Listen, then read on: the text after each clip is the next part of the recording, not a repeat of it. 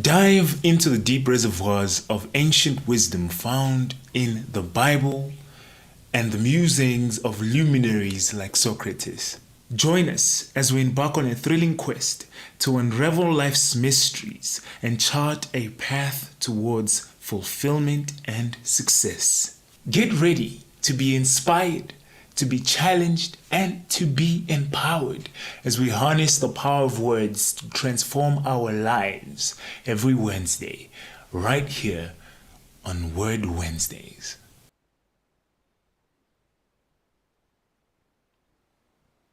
All right.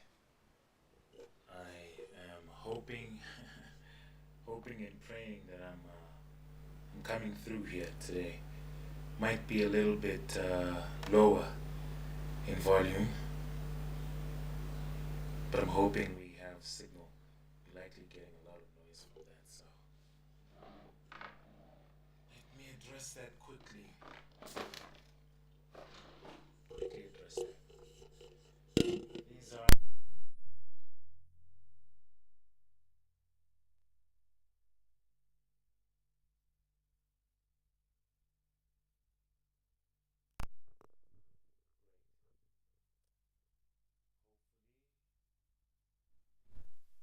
hopefully you can hear me a lot better here. That's my hope, at least. Slightly lower than it usually is, so I'm going to talk like a rapper today, and or a podcaster actually. Hopefully, you can tolerate me a little bit, and it's coming through clear. Welcome to today's Word Wednesday. That's exactly what we're going to be doing. I'm wondering if this is what's causing that nice little orange, or is it this? Oh, I like it. I like it either way. I'm not complaining at all. Talking a lot of rubbish, but yeah, it's Wednesday and deep into preparations for the 28th, which is this Sunday, and yeah, it's been quite chaotic, but here we are.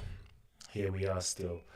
Uh, so thank you for joining me if you are still joining me here today. Appreciate it, appreciate it, appreciate it. Today's Word Wednesday. Going to be sharing or expanding on last week's thoughts around idols and fear and how that impacts how we react or what we hold on to, what we trust in when we are in times of need or in trouble, really. So yeah, let's unpack this idea of fear a little bit more um, as I at least understand it. Fear, in my limited comprehension, has to do with the unknown mostly. It's like at times we would be afraid of someone not because of what we know they can do, but what we imagine they can do. Like maybe this person is going to rob me because they are black. I went there.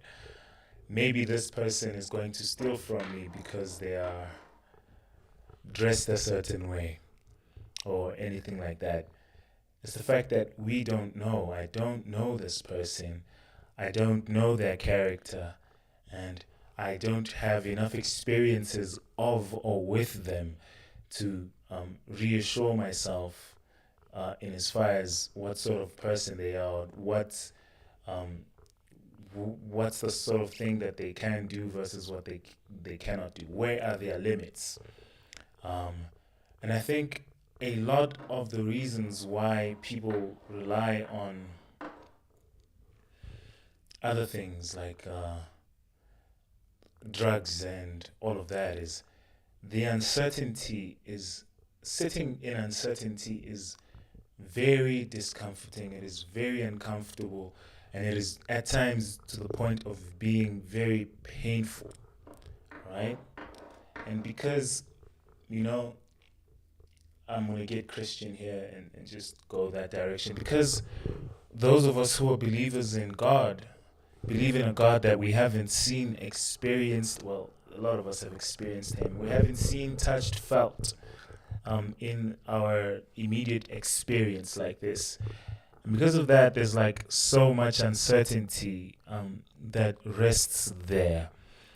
And being unable to deal with that uncertainty is a lot of what leads people to go and call on or rely on other things. For instance, Moses, if I'm just going to tell the story as if it's our first time ever hearing it. Moses meets God, has a conversation with him in a burning bush, and spends time with the people, lets them know, la di da di da, we know what he did in Egypt, all of that sort of stuff. Now, okay, we don't know what he did in Egypt. There were plagues that happened. The Pharaoh at the current time didn't want to let them go. Plagues happened. I'm shortening this part because it isn't crucial to my point. Next thing you know, here we are in the desert where we had asked the Pharaoh to set us free to. And all these people don't know what's coming in front of them, and they don't know whether or not Pharaoh is still pursuing them behind them, right? Or rather, they don't know what's happening in Egypt anymore because now they've left the land. Obviously, if Pharaoh drowned with his chariots, which is how I at least view it, well then, what then? Or at least that's how it's dramatized in my mind. Whoever comes after that, whichever Pharaoh is now in charge of Egypt after that, he might not be as pleasant or he might not understand exactly what happened. So that's what's behind them. What's in front of them is unknown. It's a wilderness. They don't even know where they're going and all of that. And next thing you know, they're camping at a mountain, at the bottom of a mountain. And the person who was giving them some sense of direction and who had the conviction to lead them is now away from them. He's gone up to some mountain to talk to some god that they haven't seen or experienced. Because one thing that might escape us also is in the fact that this specific generation of people who have been in slavery for as long as they had, they might have been further removed from knowledge or understanding of their God than the first people who were enslaved and brought to Egypt. Their culture must have been diluted, must have been mixed in with like Egyptian culture and all of that. And as such, here they are at the bottom of a mountain, and here's this guy who said he was going to lead them to a promised land, and that he heard from their God that they're not so familiar with. They might have heard stories of him, and here they are at the bottom of a mountain, and their leader is gone to go talk to this this obscure God that they haven't really met or seen, that they don't know. They haven't experienced him. They don't know his character. And so Moses goes up Mount Sinai, spends some time there getting the commandments. And to his surprise, or shockingly, when he comes back, he finds that these people, in the midst of that uncertainty and discomfort and complete fear, have now decided to make for themselves gods. Make for themselves gods that they can see and control. That's the biggest part with fear. It has always, for me, historically stemmed from a feeling of powerlessness, from a feeling of lacking control in a situation. That's where often I find that fear manifests itself in my life.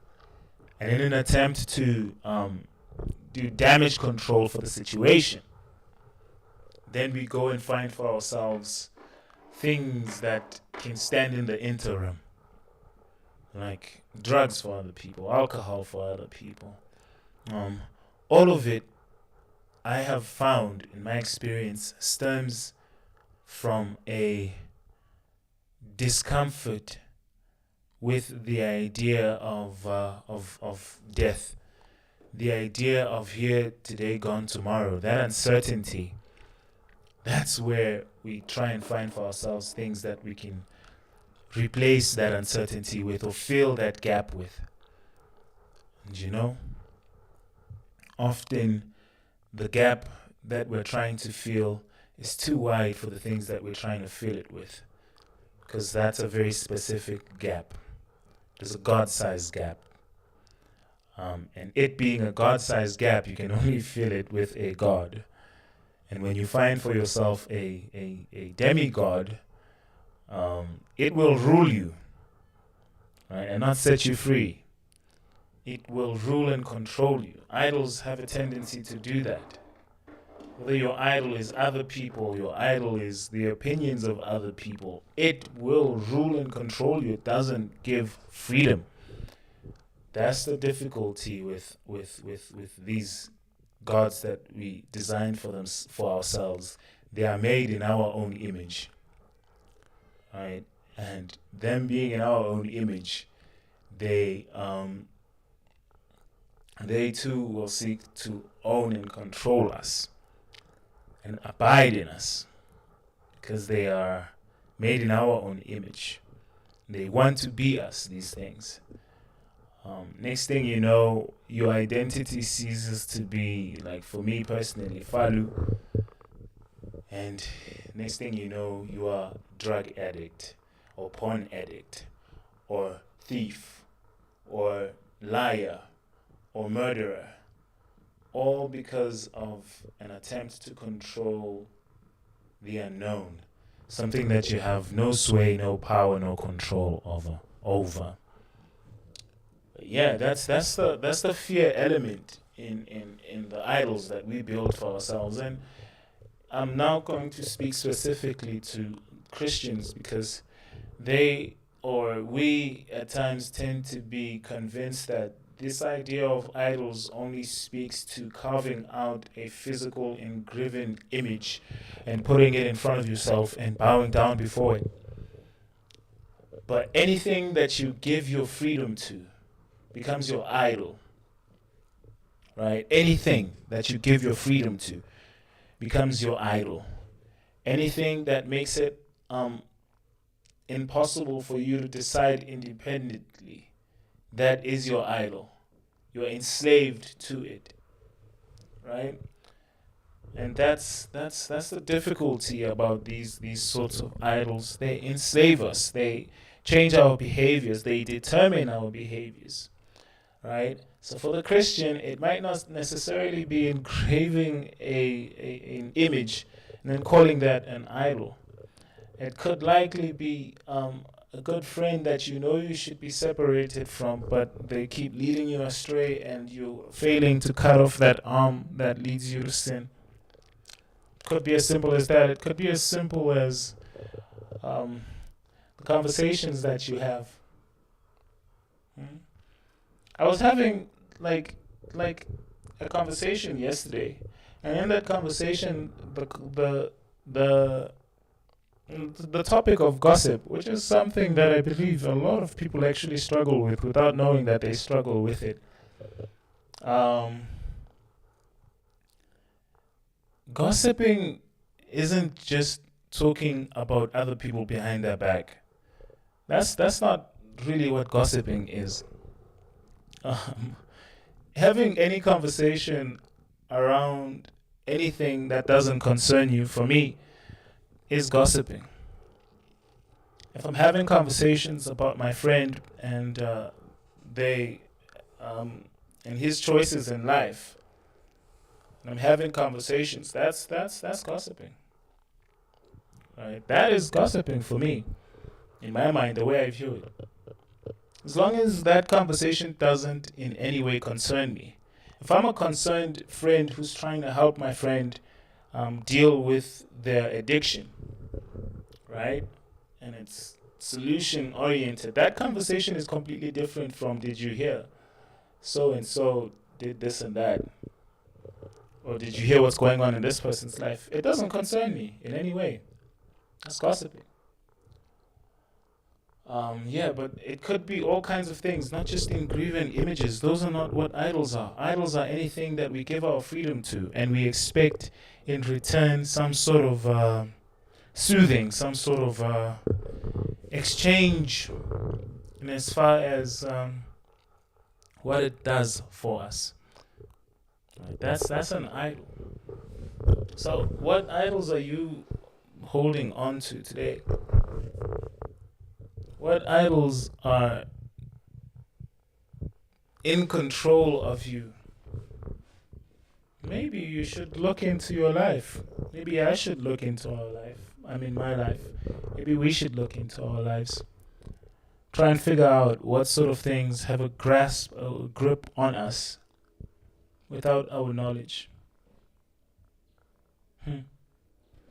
Yeah, I'm talking idols.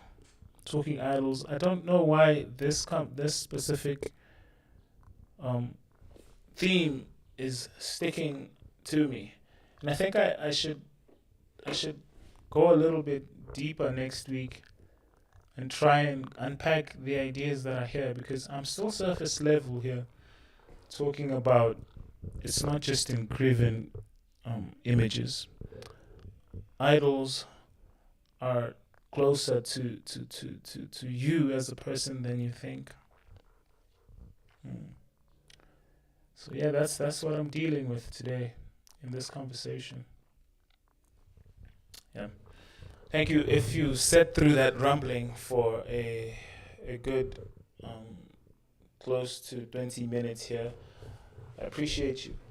I continue to talk about our set appointment on the 28th. I am still deep into preparing for that, so that it is the best experience that it could be for everyone who's going to come, making sure that we minimize technical difficulties, and it's just going to be a beautiful experience for us all. So yeah, 28th is this weekend, and then from that we start rolling out in as far as all things to do with our September date, where we would love to have you join us to share some music, go through some ideas, and all of that kind of enjoyment. So yeah, thank you for joining me here this Wednesday. Continue to have these conversations. We'll continue to show up and just be where I am today. Thank you if you've joined me. Tomorrow is still our Throwback Thursday, and we're going to be talking through some of the most formative memories for me personally, and what impact they've had on my life, and what sort of habits that I have today stem from that. Just throwing it back to the experiences that have made me who I am. Thank you very much for your time here today. Just appreciate you for this. I will see you tomorrow in Throwback Thursday, and we still have Fire Fridays on Friday.